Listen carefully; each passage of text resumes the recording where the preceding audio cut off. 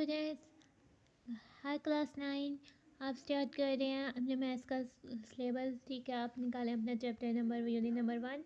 आज हम करेंगे अपना कोर्स स्टार्ट मैथ का। ठीक है, साइंस ग्रुप का मैथ्स का कोर्स है। ठीक है, उसका चैप्टर नंबर 1 हमारा क्या है, मैट्रिसेस एंड डिटर्मिनेंट्स। ठीक है, हम जानेंगे मैट्रिक्स क्या होते हैं, मैट्रिक्स क्या होता है। ठीक है, और हम आज उसकी करेंगे एक्सरसाइज 1.1। ठीक है, एक्सरसाइज 1.1 पर आते हैं। ठीक है, ये हमें दिया हुआ है स्टूडेंट लर्निंग आउटकम। इसमें हमें बताया होता है ये चैप्टर के हर चैप्टर में ये आपको स्टूडेंट लर्निंग आउटकम्स दिया हुआ है। ठीक है, आपको बताया हुआ है कि स्टूडेंट्स जो है कि आप जब ये चैप्टर कर लोगे, ठीक है, तो आप इस काबिल हो जाओगे कि इसको अंडरस्टैंड कर लो, यानी कि ये चीज़ें आप इन चीज़ों के आंसर करना सीख जाओगे। ठीक है, इस चैप्टर को अगर आप अच्छे से कर लेते हो तो आपको ये सब चीज़ों के मतलब आप जान लोगे और इसे आप अच्छे से कर सकोगे। ठीक है, हमें पहले इंट्रोडक्शन बताया हुआ है। ठीक है, इंट्रोडक्शन में हमारे चैप्टर में बताया हुआ है, सबसे पहले बताया हुआ मैट्रिसेस और डिटर्मिनेंट्स आर यूज्ड।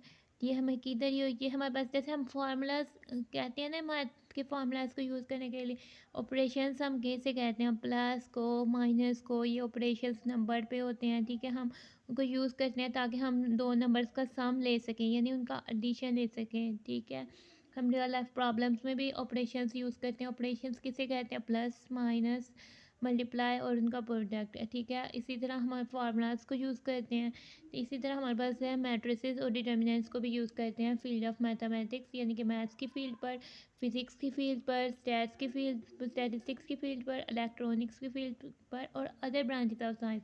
ठीक है, आप साइंस के स्टूडेंट्स हैं, आपने मैथ्स की फील्ड पर यूज़ करेंगे फिज़िक्स। अब जब पढ़ेंगे आपको पता लग जाएगा फ़िज़िक्स क्या है। ठीक है, स्टैटिस्टिक्स ये आपके ग्रेड 10 तक नहीं आएगी। ठीक है, ग्रेड 10 मतलब कि आपकी क्लास 10 तक नहीं होगी स्टैटिस्टिक्स।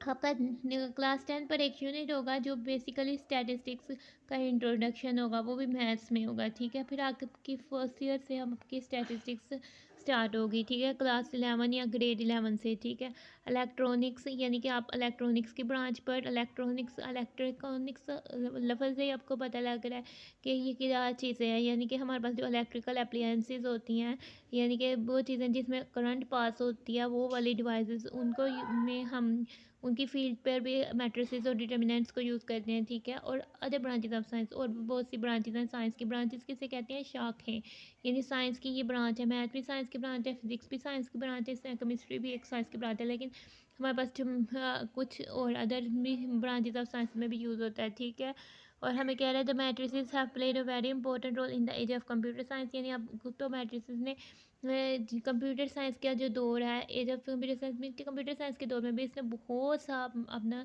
रोल प्ले किया है। ठीक है, मैट्रिसेस ने, यानी बहुत सारा यूज़ हुआ है, उससे हमारे पास फील्ड ऑफ कंप्यूटर साइंस जो है इन्हेंस हुई है, मतलब कि उसने तरक्की की है।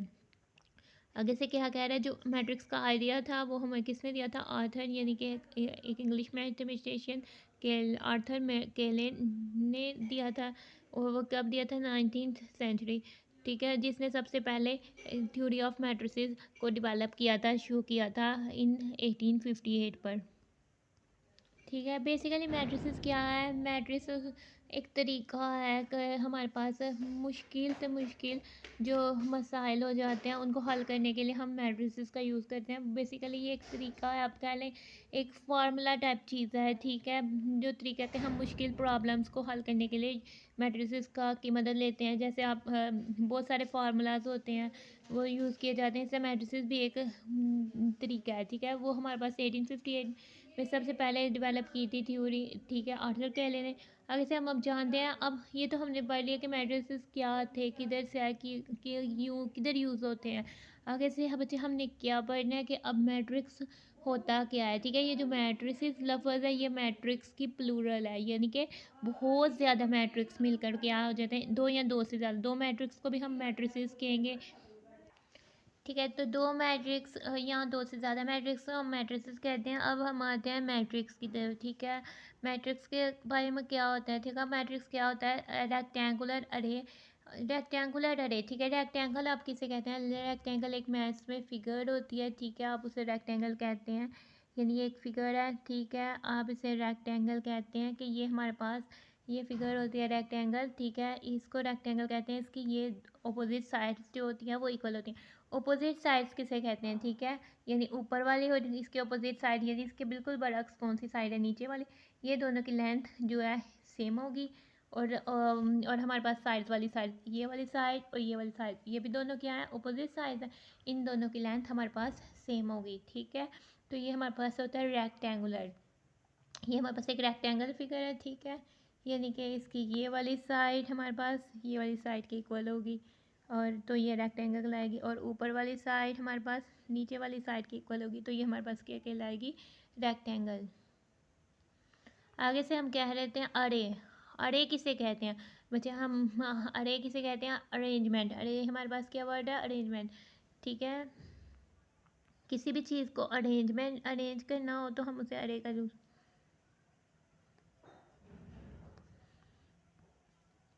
अरेंजमेंट का मतलब होता है तरतीब देना, ठीक है।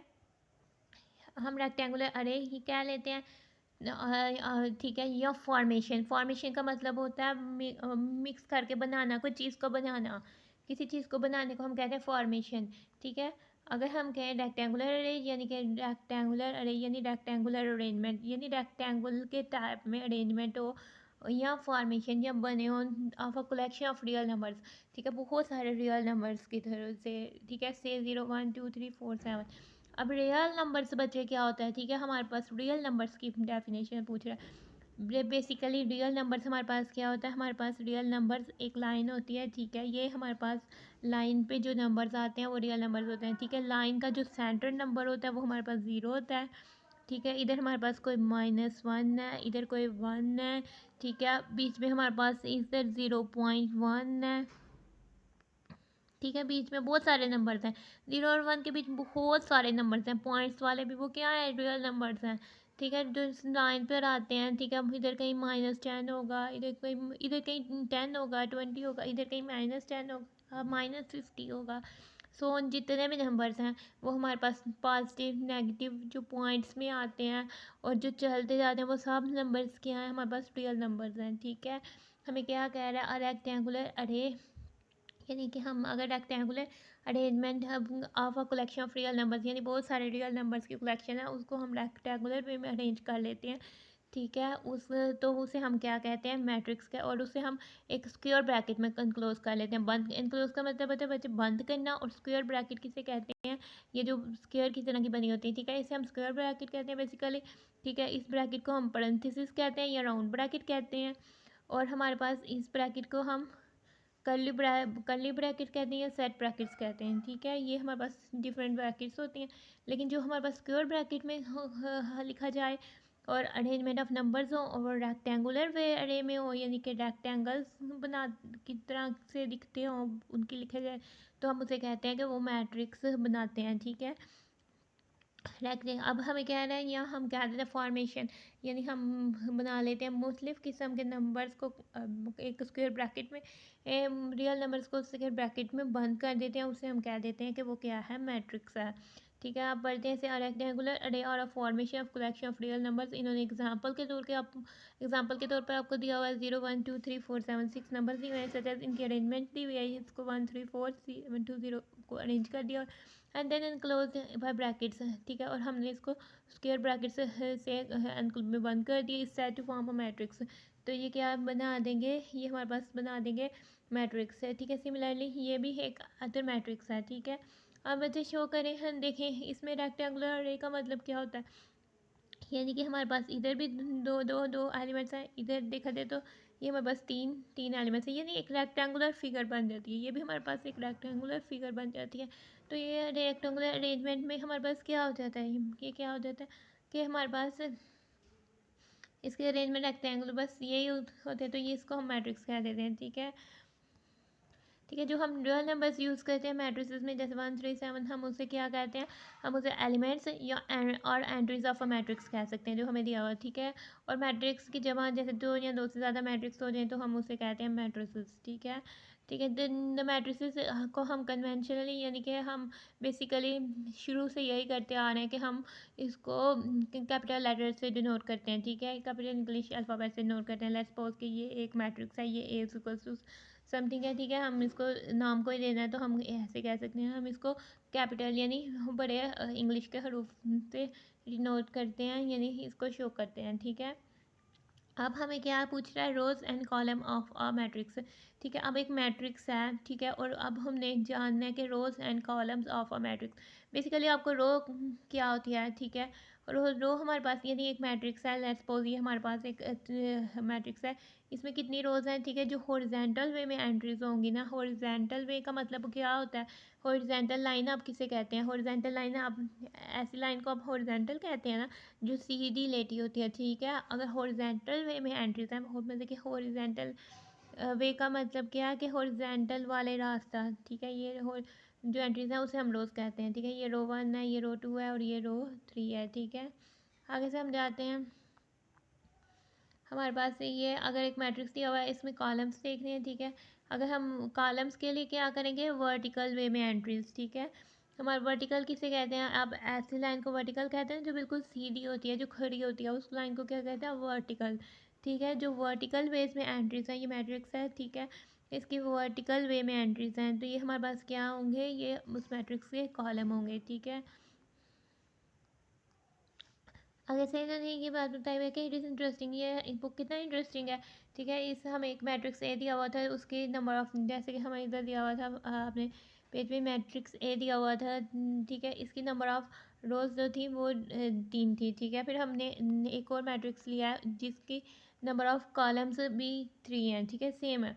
दो मैट्रिक्स लिया, उनके नंबर ऑफ रोज और नंबर ऑफ कॉलम सेम है, लेकिन मैट्रिक्स की आप इसकी एंट्रीज जो है वो सेम नहीं है। यानी कि हमारे पास इसकी फर्स्ट एंट्री देखें, ये हमारे पास इसको एंड हमने क्या पढ़ा है कि हम मैट्रिक्स के अंदर जो रियल नंबर्स होते हैं हम उन्हें एंट्रीज कहते हैं या फिर हम उसे एलिमेंट्स कहते हैं, ठीक है। आपने एंट्रीज कहना है या फिर एलिमेंट्स कहना है ऑफ द मैट्रिक्स, ठीक है। मैट्रिक्स ए का की एंट्री है 1, फर्स्ट एंट्री, और मैट्रिक्स बी की फर्स्ट एंट्री देखें तो आपके पास ये बच्चे ये देखें ये 2 है, तो यानी एंट्रीज तो सेम नहीं है, यानी ऑर्डर यानी कॉलम्स और रोज इन दोनों मैट्रिक्स का सेम है, लेकिन इनकी एंट्रीज यानी इनके जो एलिमेंट्स या इनके बीच में जो एंट्रीज या जो रियल नंबर्स हैं वो आप इसमें सेम नहीं है, ठीक है। बस ये बात आपको इससे बताई हुई थी। आगे से क्या कहता है हमें, आगे से बच्चे हमने जानना ऑर्डर ऑफ अ मैट्रिक्स, हमने मैट्रिक्स के बारे में जाना। अब हमने क्या जानना, ऑर्डर ऑफ अ मैट्रिक्स, यानी कि कोई मैट्रिक्स तो हमें दे दिया होगा, हमने उसका बताना ऑर्डर क्या होता है। तो बेसिकली ऑर्डर क्या होता है, हम कह रहे हैं the number of rose and the number of columns in a matrix specifies it's order, यानी कि हम रोज और कॉलम्स को हमें पता लग गया कि इस तरह से जो होती हैं और में वो रोज होती हैं, ठीक है, ये, और इस तरह से जो होते हैं वो कॉलम्स होते हैं, ठीक है। और ऑर्डर का अब मैट्रिक्स क्या होगा कि अगर हमारे पास एक मैट्रिक्स है, उसकी एम रोज़ हैं और उसके एन कॉलम्स हैं, यानी ये एम रोज़ हैं और एन कॉलम्स हैं, तो उसका ऑर्डर क्या हो जाएगा, एम बाय एन, यानी रोज़ बाय कॉलम। हमने ऑर्डर ऑफ मैट्रिक्स क्या होता है, बेसिकली हमारे पास मैट्रिक्स की number of rows by number of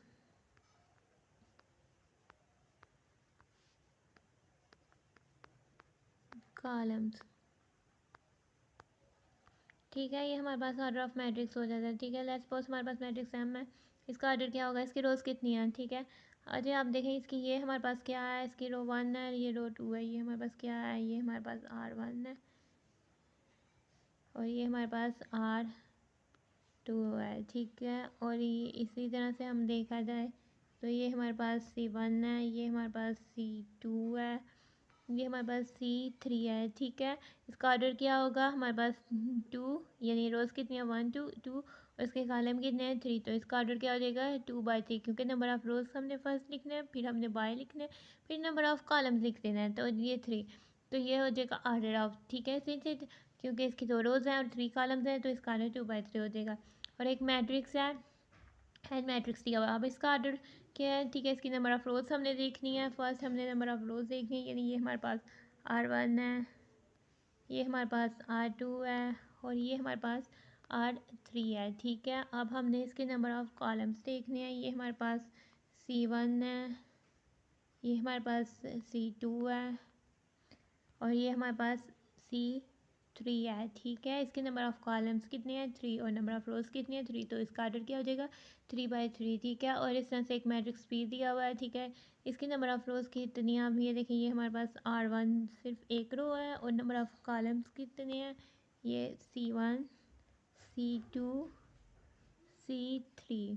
तो इसका ऑर्डर क्या हो जाएगा? 1 और ये 1/3। तो इसका ऑर्डर हमारे पास 1/3 हो जाएगा। इस तरह से हमने इसका ऑर्डर देखना है। अब हम एक बात कर रहे हैं इक्वल मैट्रिसेस की। दो मैं इक्वल मैट्रिसेस क्या है? इक्वल का मतलब होता है कि एक जितना, और मैट्रिसेस क्या है? मैट्रिक्स की जमा, यानी दो या दो से ज़्यादा मैट्रिक्स को हम मैट्रिसेस कहते हैं, ठीक है। हम कह देते हैं कि लेट ए और बी, यानी कि हम लेट कर रहे हैं, यानी कि हम खुद से सपोज कर रहे हैं, यानी हम खुद से सोच रहे हैं कि ए और बी दो मैट्रिसेस हैं, ठीक है। और हम कह देते हैं A is set to be equal to B, यानी कि ए जो है वो बी के इक्वल है, and denoted by A is equal to B, और उसे हम कह देते हैं A is equal to B, ठीक है। ठीक है, ये दो मैट्रिसेस इक्वल्स कह देते हैं इज इक्वल बी।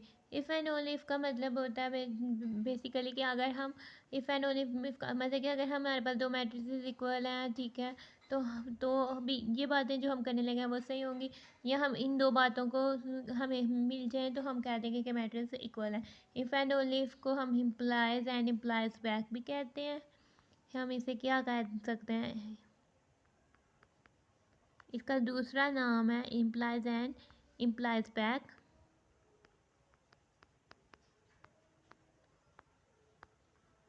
ठीक है बच्चे, इसका दूसरा क्या नाम है? Implies and implies back. और इसका सिंबल कौन सा यूज़ करते हैं? एक मैथ्स का सिंबल है, ठीक है। ये हम इफ़ एंड ओनली इफ़ की कंडीशन दे दी होती है ना, कि अगर ये हो तो ये हो जाएगा, ये हो तो ये हो, तो शर्त लग दे दी होती है, तो के लिए हम कौन सा यूज़ करते हैं? ये मैथमेटिकल सिंबल यूज़ करते हैं, ठीक है।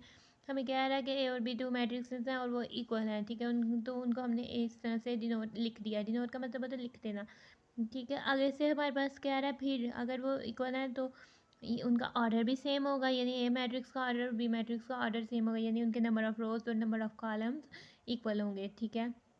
और the corresponding entries are equal, और उनके जो बीच में एंट्रीज हैं वो भी इक्वल होनी चाहिए। फॉर एग्जांपल, हमारे पास दो मैट्रिसेस हैं,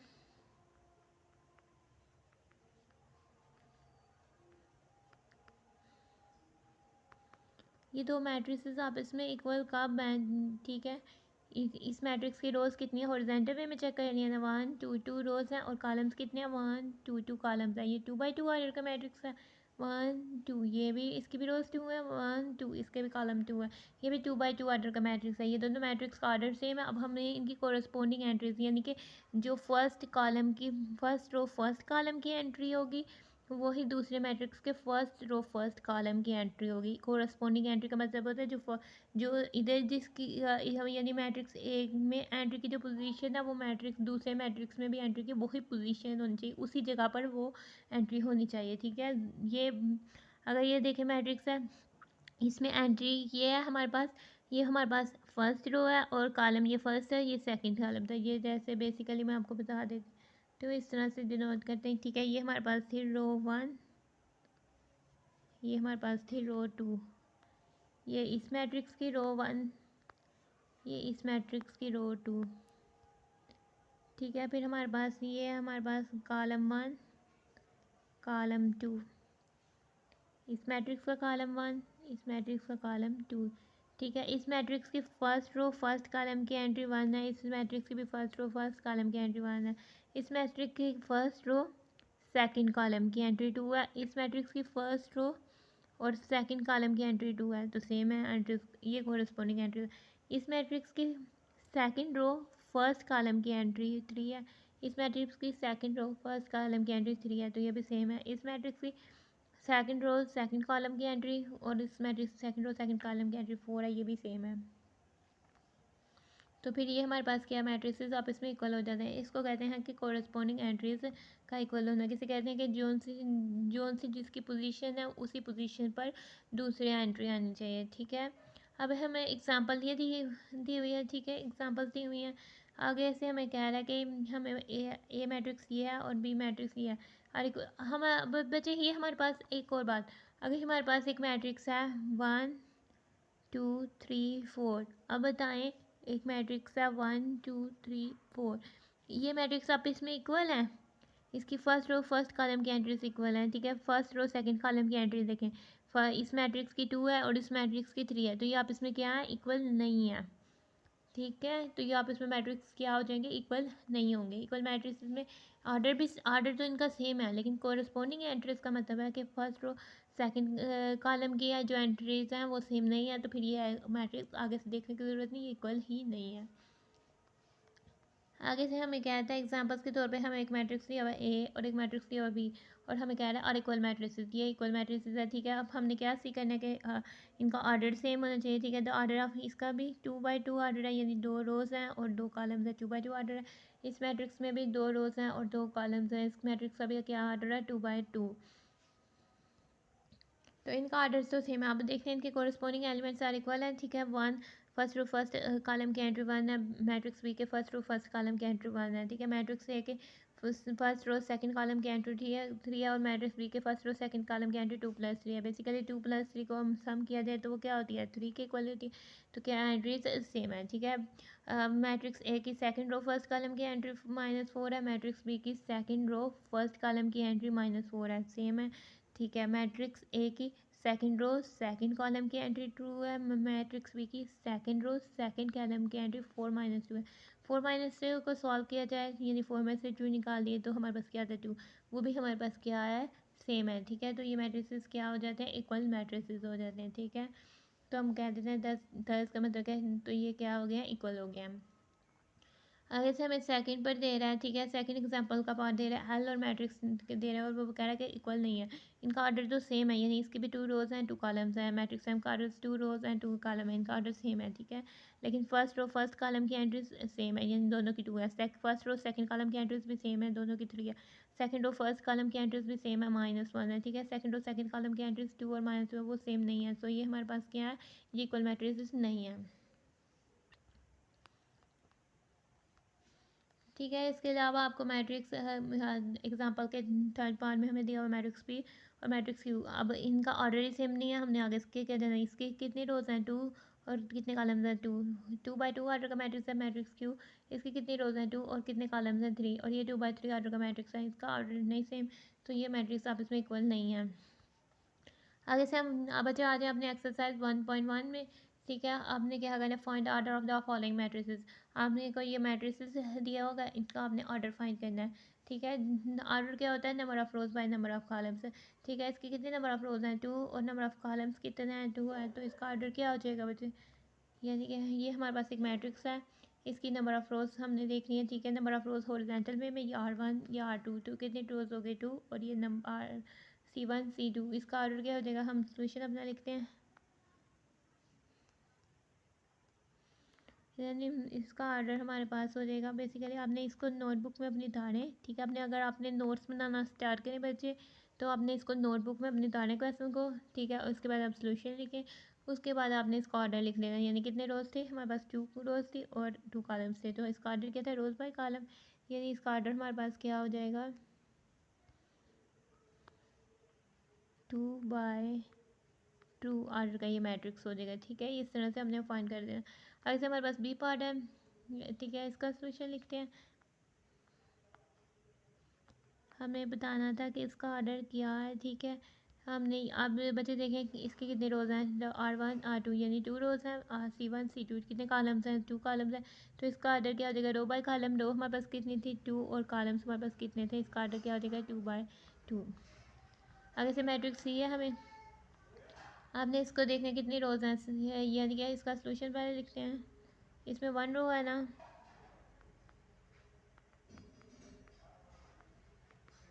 इसमें हमारे पास कितने रोज़ हैं, रो 1 और कॉलम्स कितने हैं, 1 2 2 कॉलम्स हैं, तो ये हमारे पास क्या हो जाएगा, हमारे पास 1/2, इसका ऑर्डर क्या हो जाएगा, 1/2, यानी इसकी कितनी कॉलम रोज 1 है और कॉलम्स कितने हैं, 2, तो ये 1/2 ऑर्डर का मैट्रिक्स हो जाएगा। हमारे पास मैट्रिक्स डी है, ठीक है। हमें इसका ऑर्डर, हम इसका सोल्यूशन देखते हैं,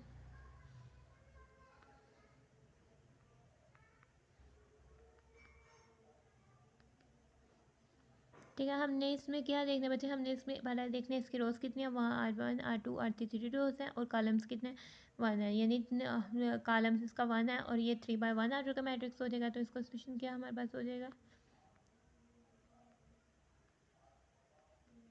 ठीक है, तो ये हमारे पास 3/1 ऑर्डर का मैट्रिक्स होता है। आगे से मैट्रिक्स ई हमें दिया हुआ है, इसका सोल्यूशन देखते हैं।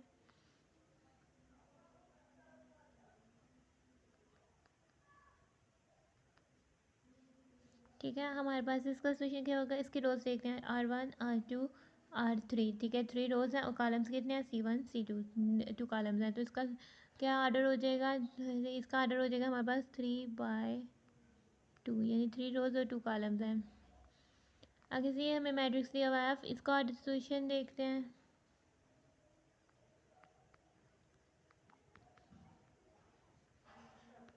ठीक है, इसका सोल्यूशन देखना है। आगे से बचे हमने इसका ऑर्डर देखना है, यानी इसकी रो 1 है और कॉलम भी 1 है, एक ही एंट्री है, रो 1 कॉलम 1। तो इसका ऑर्डर क्या हो जाएगा हमारे पास, ये 1/1 ऑर्डर का मैट्रिक्स हो जाएगा। इसके आगे से बचे आप जी पार्ट में आए। ठीक है, इसमें हमारे पास कितनी रोज हैं, इसका सोल्यूशन देखते हैं।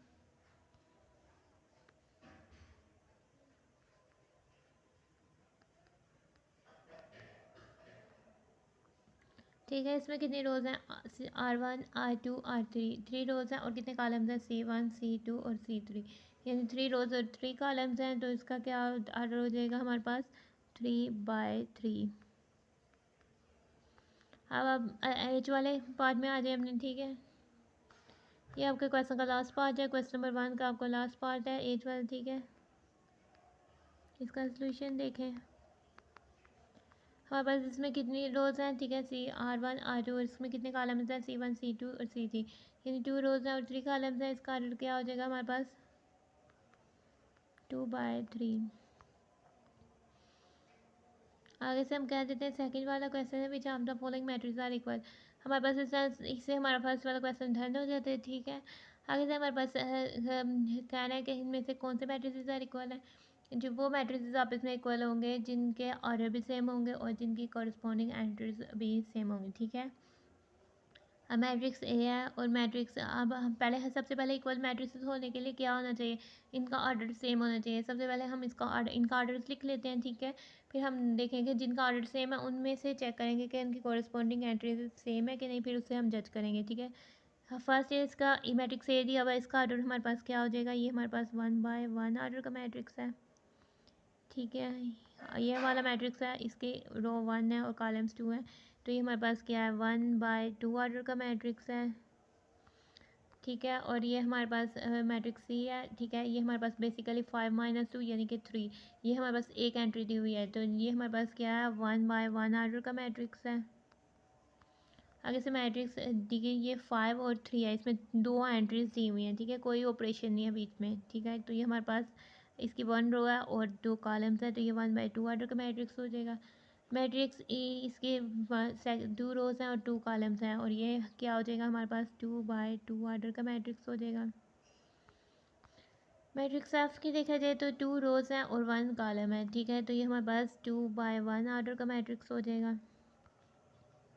और मैट्रिक्स डी देखा जाए तो इसमें ऑपरेशन है, यानी ये एक रो है, ये हमारे पास क्या है, एक एंट्री है। ये इसकी रोज़ देखी जाए, ये 3 - 1 2 है और 3 + 3 हमारे पास 6 है। ठीक है, इसकी रोज़ कितनी है, 2 है और कॉलम सिर्फ एक ही है। ठीक है, ये ऑपरेशन से हो रहा है, ये अलग एंट्रीज नहीं है।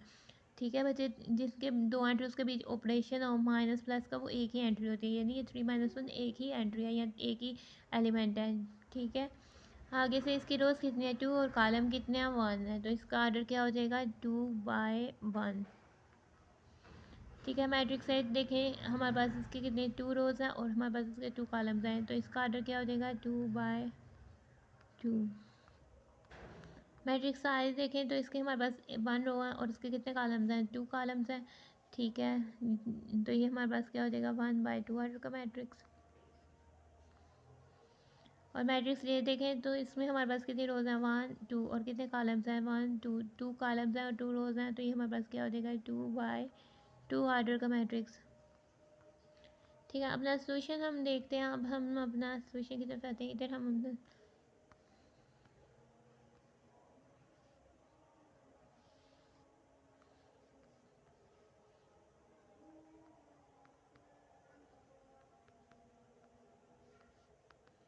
ठीक है, हमने अब देख क्या कहना है कौन से मैट्रिक्स आप इसमें इक्वल हैं। ठीक है, मैट्रिक्स ए के इक्वल्स कौन सा मैट्रिक्स, हम 1 बाय 1 आर्डर के मैट्रिक्स पहले दे चूज़ करते हैं। ठीक है, 1 बाय 1 मैट्रिक्स आर्डर का मैट्रिक्स क्या है, ए मैट्रिक्स है, मैट्रिक्स सी है, आगे से हमारे पास 1 बाय 1 का मैट्रिक्स सिर्फ ए और मैट्रिक्स सी है। ठीक है, मैट्रिक्स ए की क्या आर्डर सेम है। अब हमने इनके देखें कोरस्पोंडिंग एंट्री सेम है, इन दोनों की एंट्री ए की है, एक ए की 3 है और एक सी की 5 - 2 है। ठीक है, 5 - 2 बेसिकली हमारे पास क्या होती है, 5 - 2 बेसिकली हमारे पास 3 होती है। ऑपरेशन परफॉर्म करने के बाद ये हमारे पास क्या आती है, 3 आती है। ए और सी इक्वल है तो फिर हमारे पास क्या हो जाएगा, ए मैट्रिक्स जो है मैट्रिक्स सी के इक्वल है, तो हम उसको लिख लेते हैं कि हमारे पास मैट्रिक्स ए जो है वो मैट्रिक्स सी के इक्वल है। ठीक है,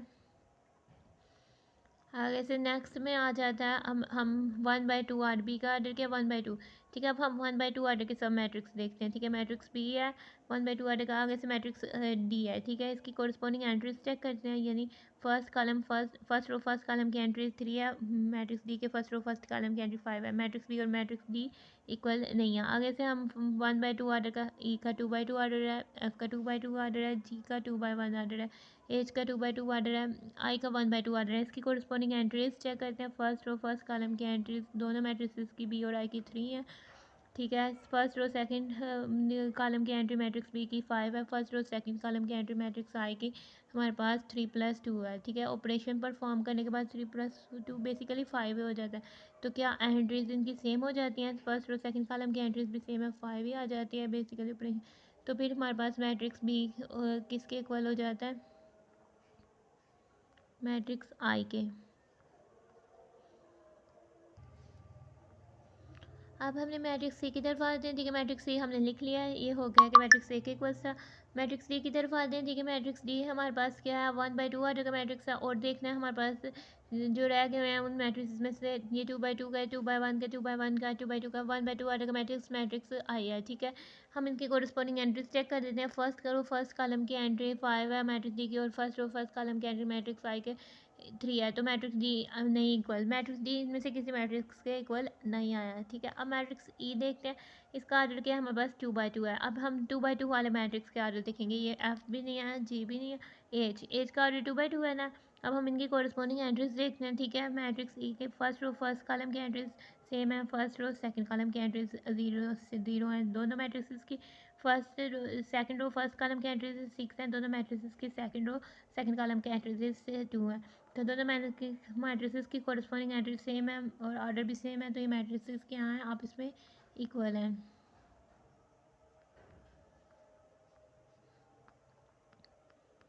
ठीक है, हमारे पास और देखते हैं और हमारे पास 2/2 आर्डर का कोई मैट्रिक्स है, आई बी 1/2 का, जे हमारे पास 2/2 आर्डर का मैट्रिक्स है। अब मैट्रिक्स ई से देखते हैं इसकी कोरस्पोंडिंग एंट्रीज सेम है कि नहीं। ठीक है, फर्स्ट रो फर्स्ट कॉलम की एंट्रीज 4 है, और मैट्रिक्स जे की फर्स्ट रो फर्स्ट कॉलम की एंट्री 2+2 है, 2+2 बेसिकली क्या होती है 4 हो जाती है, तो ये हमारे पास सेम है। ठीक है, मैट्रिक्स ई की फर्स्ट रो सेकंड कॉलम की एंट्री 0 है, और मैट्रिक्स ए की फर्स्ट रो सेकंड कॉलम की एंट्री 2-2 है, 2-2 बेसिकली 2 में से 2 निकालने क्या हो जाता है 0, तो ये भी हमारे पास सेम हो जाती है। मैट्रिक्स ई की first second row first column की एंट्री 6 है, मैट्रिक्स जे की सेकंड रो फर्स्ट कॉलम की एंट्री 2+4 है, 2+4 बेसिकली हमारे पास क्या हो जाती है 6 हो जाती है, यानी एडअप करें तो 6 हो जाती है।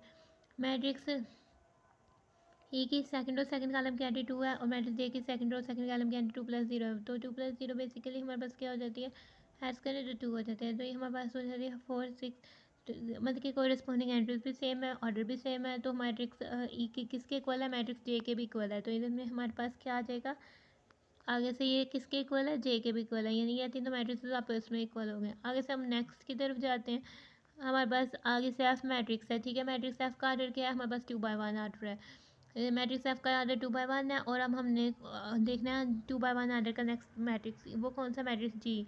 ठीक है, इनकी कोरिस्पोंडिंग एंट्रीज चेक करनी है, मैट्रिक्स एफ की फर्स्ट रो फर्स्ट कॉलम की एंट्री 2 है, मैट्रिक्स डी की फर्स्ट रो फर्स्ट कॉलम की एंट्री बेसिक 3-1 है। ठीक है, इसमें ऑपरेशन परफॉर्म करें बेसिकली 2, तो ये 2 और 2 हमारे पास सेम हो गई है ना, फर्स्ट रो फर्स्ट कॉलम की एंट्रीज तो सेम है। मैट्रिक्स एफ की first second row first column की एंट्री 6 है, मैट्रिक्स जी की सेकंड रो फर्स्ट कॉलम की एंट्री हमारे पास क्या है 3+3 है ना, तो 3+3 हमारे पास क्या होता है 6, तो हमारे पास इनकी कोरिस्पोंडिंग एंट्रीज जो है वो सेम हो गई हैं 2 और तो इनका ऑर्डर भी सेम है, तो ये मैट्रिक्स आपस में क्या है, ये मैट्रिक्स आपस में इक्वल है।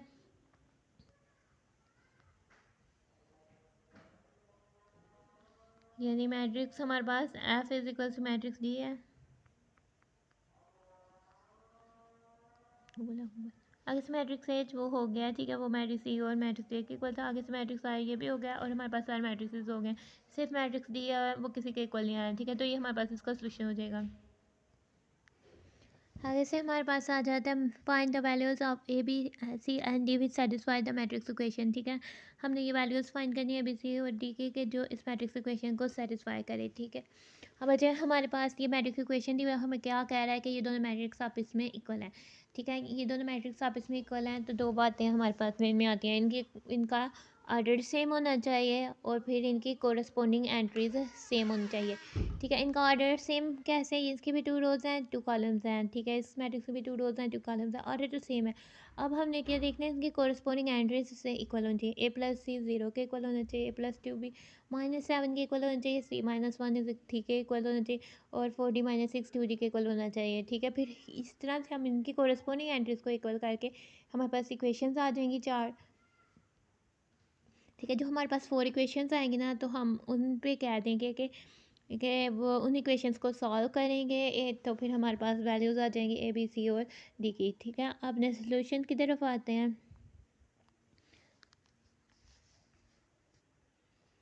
ठीक है। हम अपने क्लास सोल्यूशन की तरफ आते हैं। ये हमारे पास है, हमारे पास आ जाती है, ये हमारे पास क्या गया, find the values of A B C and D. हमने ए बी सी और डी की करनी है विच सेटिस्फाई ये मैट्रिक्स इक्वेशन को सेटिस्फाई करे। ये इक्वेशन क्या कहते हैं, किसे कहते हैं, जो इक्वल, जिसमें हमारे पास इक्वल साइन आ जाए और बेसिकली इधर भी कोई एंट्री हो इधर भी कोई एंट्री हो या कोई ऐसी चीज़ हो, वेरिएबल्स हो या मैट्रिक्स हो या नंबर्स हो, उसे हम इक्वेशन कह देते हैं, ठीक है। इक्वेशन जिसमें इक्वल का साइन आ जाए उसे हम इक्वेशन कहते हैं, ठीक है। हमें ये मैट्रिक्स इक्वेशन है क्योंकि दोनों साइड पे मैट्रिक्स हैं और कह रहा है कि ये दोनों मैट्रिक्स आपस में इक्वल हैं तो इनकी आर्डर सेम होगा, आर्डर भी सेम है, इनकी कोरस्पोंडिंग एंट्रीज भी इक्वल होंगी, ठीक है।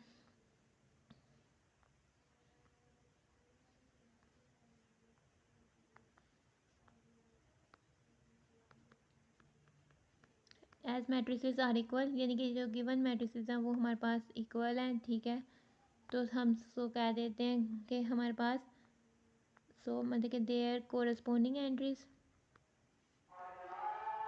ठीक है। अब हमने देखना है कि इनकी कॉरस्पॉन्डिंग एंट्रीज जो है वो सेम होनी चाहिए, यानी कि ए प्लस सी हमारे पास 0 के इक्वल है। अब हम इनको इक्वल्स करते हैं, यानी हमारे पास फर्स्ट इक्वेशन क्या आ जाती है, A plus C is equal to 0, ठीक है। हमारे पास सेकंड क्या आ जाती है, ए प्लस 2b हमारे पास -7 के इक्वल है, यानी फर्स्ट रो सेकंड कॉलम की एंट्रीज हमने कह दिया इक्वल है। ए प्लस 2b हमारे पास इक्वल है -7 के, ठीक है। हमारे पास ए प्लस 2b -7 के इक्वल है, सी -1 इक्वल है, ठीक है। यानी हमारे पास क्या कहते हैं, सेकंड और फर्स्ट कॉलम की एंट्रीज,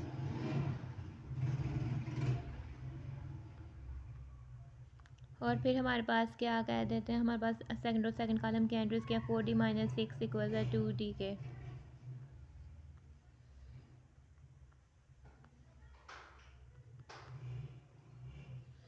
ठीक है। ए प्लस सी हमारे पास इधर से देखें बच्चे C-1 C-1 3 के इक्वल है, इधर से हमारे पास इक्वेशन आ जाती है सी किसके इक्वल है। हम ना अगर हमारे पास इक्वल होना, अगर हमने क्या ऑपरेशन परफॉर्म करना है, अगर हम इक्वेशन के दोनों साइड्स पे 1 ऐड कर दें तो ये -1 ख़त्म हो जाएगा ना। हमने खाली सी की वैल्यू फाइंड करनी है, ठीक है। सी की वैल्यू फाइंड करनी है, इधर एक -1 है तो इक्वल्स के दूसरी साइड पे जाके क्या हो जाता है, +1 हो जाता है, तो ये 3 और +1 हो जाएगा, ठीक है। ऐसे हम क्या कह देंगे, 3 + 1 लिख देंगे, ठीक है। तो 3 + 1 क्या होता है, यानी कि सी हमारे पास क्या आ जाएगा, 4 हो जाएगा। 3 + 1 हमारे पास क्या होता है, 4 होता है, तो सी 4 हो जाएगा। आगे से हमारे पास है 4d -6 is equal to 2d, इसको सॉल्व करेंगे, ठीक है। हमारे पास जो d वाली वैल्यूज़ है ना वो इधर ले आते हैं, यानी 4d और ये 2d है इसको इधर ले आते हैं और -6 एक अलग से, इसके साथ कोई अल्फ़ाबेट नहीं, इसको इक्वल्स के इस साइड पे ले आते हैं। 2d इधर पॉजिटिव है, इस साइड पे आकर क्या हो जाएगा, नेगेटिव, यानी ये हो जाएगा हमारे पास इसमें क्या हो जाएगा, ये हो जाएगा 4d -2d और इक्वल्स के इस साइड पे 6 जो है पॉजिटिव हो जाएगा, यानी 6 प्लस वाला बन जाएगा। आगे से हमारे पास इसको सॉल्व करते हैं, ये हमारे पास 4, इसको हम लिख सकते हैं, हम डी कॉमन ले लेते हैं, ठीक है। हमने दोनों में से डी को कॉमन ले लिया, यानी डी को निकाल दिया तो 4 - 2 बच गया, ठीक है। और हमारे पास इज इक्वल टू 6 हो गया, ठीक है। पर जो 4 में से हमने 2 निकाला है वो क्या होता है, 4 में से हमने 2 निकाले तो हमारे पास 2 आ जाएगा और ये इधर डी आ जाएगा, वो इज इक्वल टू 6 हो जाएगा, ठीक है। ये जो मैं साइन लगा रही हूँ ना, इसका मतलब है कि हम इक्वेशन से इधर जा रहे हैं, इम्प्लाइज कर रहे हैं कि इसके बाद ये वाला स्टेप आ रहा है, ठीक है। 2D से मल्टीप्लाई हो रहा है, ठीक है, 6 है। तो हमने अगर खाली डी चाहिए तो हम 2 को इक्वल्स के दूसरी साइड पे लेकर जाकर उससे वाली वैल्यू से डिवाइड कर देते हैं, तो ये हमारे पास खाली डी चाहिए, तो ये हमारे पास क्या हो जाएगा, 6 को 2 से डिवाइड कर देते हैं। आगे से हमारे पास 2 1 टाइम्स 2 होता है और 2 कितने टाइम्स 6 होता है, 2 3 टाइम्स 6 होता है, तो ये हमारे पास क्या हो जाता है, डी हमारे पास क्या हो जाता है, 3 के इक्वल हो जाता है। हमारे पास इसमें से हमारे पास इधर से वैल्यू आ जाती है डी इज इक्वल टू 3। हमारे पास कितनी वैल्यूज़ आ गई हैं, हमारे पास 2 वैल्यूज़ आ गई हैं ना, ठीक है। एक वैल्यू हमारे पास क्या है, एक वैल्यू हमारे पास सी इज इक्वल टू 4 आई है, एक वैल्यू हमारे पास डी इज इक्वल टू 3 आई है, ठीक है। 2 वैल्यूज़ आ गई हैं हमने, और ए और बी की वैल्यूज़ भी फाइंड करनी है, ठीक है। आगे से हमारे पास इसको हमने नाम दे देते हैं, इस वाली इक्वेशन को हम नाम, जो फर्स्ट है ए प्लस सी वाली, उसको हम नाम दे देते हैं बच्चे। इस वाली को हम इसको इक्वेशन 1 का नाम दे देते हैं, ठीक है। इसके आगे इक्वेशन 1 लिख देते हैं, और इस A plus 2 B is equal to -7 वाली को हम इक्वेशन 2 का नाम दे देते हैं, ठीक है। अब हमने क्या करना है, हमें सी की वैल्यू मिल गई है, हमने कह देना put C is equal to 4 in equation 1।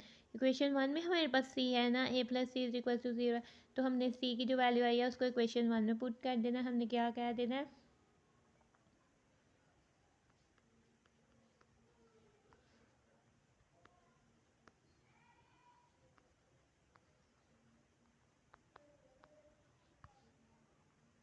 Equation 1 हमारे पास क्या थी, हमारे पास थी equation 1 A plus C is equal to 0, यानी A plus 4 is equal to 0 हो जाना है हमारे पास। ये हमने ए सी की जगह 4 लिख देना है, ठीक है। हमने सी की जगह 4, क्योंकि सी 4 के इक्वल है, तो ये हमारे पास 0 के इक्वल हो जाना, ठीक है। हमारे पास 4 इधर पॉजिटिव है, इक्वल्स के दूसरी साइड में ले जाना, ये -4 हो जाना। अब हमारे पास क्या बचे, हमारे पास अब ए की वैल्यू भी आ गया है, ए की वैल्यू क्या आई है, ए इज इक्वल टू -4। अब क्या रह गया हमारे पास, बी की रह गया। और हमारे पास इक्वेशन 2 में देखें, ये हमारे पास इक्वेशन 2 में A plus 2 B is equal to -7 है। हमें क्या कहते हैं, इसमें से ए की वैल्यू हमें पता लग गया, बस बी की नहीं ना पता लगी, तो हमने ए की वैल्यू इक्वेशन 2 में पुट कर देनी है। Put A is equal to -4 in equation 2।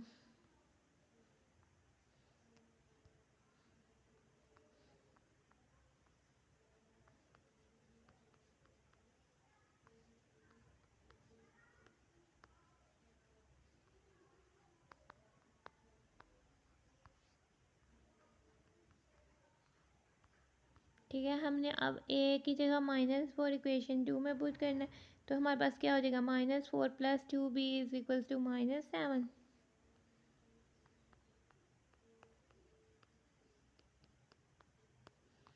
ठीक है। हमारे पास 2b क्या हो जाएगा, इज इक्वल टू -7 प्लस 4, ठीक है। ये हमारे पास 2b क्या हो जाएगा, -3 के इक्वल, तो b हमारे पास किसके इक्वल हो जाएगा, ठीक है। -7 प्लस 4 किया तो होगा, एक साइन माइनस का एक साइन प्लस का, तो होगा माइनस, और साइन बड़ी वैल्यू का आएगा, बड़ी वैल्यू क्या है, 7, ठीक है। 7 में से 4 निकाला 3, और साइन इसके साथ जो है हो जाएगा माइनस, ठीक है। और हमारे पास 2 भी है, 2 हमने, हमारे पास अगर दोनों प्लस के होते तो प्लस होना था और साइन पॉजिटिव आना था, और वो हमने लिखना नहीं था। अगर हमारे पास एक -4 माइनस के साथ माइनस और 7 के साथ प्लस होता तो होना माइनस था, साइन पॉजिटिव आना था। अगर बच्चे दोनों ही माइनस के होते तो होना प्लस था। अगर सामने -7 होता और -4 होता तो क्या होना था, दोनों वैल्यूज होनी प्लस थी, यानी 7 में हमने 4 ऐड किया, 11 आ जाना था, और साइन किसका आ जाना था, माइनस का आ जाना था, -11 आ जाना था, ठीक है। 2 इस साइड में मल्टीप्लाई हो रहा है, इक्वल्स के दूसरी साइड पे जाकर क्या हो जाएगा, डिवाइड हो जाएगा। ये -3 हमने 2 डिवाइड कर दिया, इसको हम लिख सकते हैं, इसको आप -3 डिवाइड बाई 2 करें तो आपके पास क्या आ जाता है, अपने कैलकुलेटर से कर लें बेशक। यानी कि हमने -3 को डिवाइड करना है 2 से, तो हमारे पास क्या आ जाता है -1.5। तो हमने अपना -1.5 इधर लिख देना है। तो ये हमारे पास क्या हो जाना है, बी की वैल्यू हमारे पास क्या आ जाती है -1.5।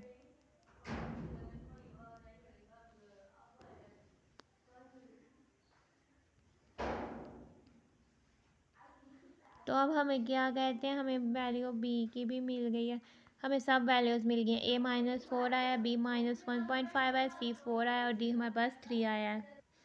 इसी के साथ होते हुए हमारे पास एक्सरसाइज 1.3 एंड 1.1 एंड बच्चे, अगर आपको वीडियो अच्छी लगे, आपको अच्छे से समझ आया तो वीडियो को लाइक करें। अगर आपको कोई चीज़ नहीं समझ आई, आप कमेंट्स में पूछिए। और अगर आपको क्या कहते हैं, आपने और भी अपने सारे लेक्चर, ताकि आप आसानी से समझ लें, आपके लिए मैथ्स के सारे लेक्चर आपके अवेलेबल हैं। इसकी आप अच्छे से समझ सकें तो उसके लिए आप इस चैनल को सब्सक्राइब कर दें। तो और आगे से ये देखें, हम आज हमने क्या काम किया। आज हमने एक्सरसाइज 1.1 स्टार्ट की, ठीक है। उसके हमारे पास फर्स्ट 2 क्वेश्चन थे, आपने इसको नोटबुक में भी आप देख सकते हैं। ये इनके सोल्यूशन से हमने इनका आर्डर फाइंड किए थे फर्स्ट क्वेश्चन में। सेकंड क्वेश्चन में हमने बताना था कि कौन से मैट्रिसेस इक्वल है, हमने अपनी आसानी के लिए आर्डर लिख दिए थे। फिर हमने जिनके आर्डर सेम थे उनकी कोरस्पॉन्डिंग एंट्रीज चेक की थी, वो सेम थी, तो हमने कह दिया था वो मैट्रिसेस इक्वल है। फिर हम आए अपने क्वेश्चन नंबर 3 की तरफ, ठीक है। हमने क्वेश्चन नंबर 3 अपना सॉल्व किया। हमें ए और बी और सी और डी की वैल्यूज फाइंड करनी थी, और हमें कहा हुआ था मैट्रिक्स इक्वेशन दी हुई थी कि दो मैट्रिसेस इक्वल थे, तो हमने उनकी कोरिस्पोंडिंग एंट्रीज को सेम रख के हमने ए बी सी और डी की वैल्यूज फाइंड कर ली, ठीक है। इसी के साथ होती है हमारी वीडियो एंड स्टे ब्लेस्ड।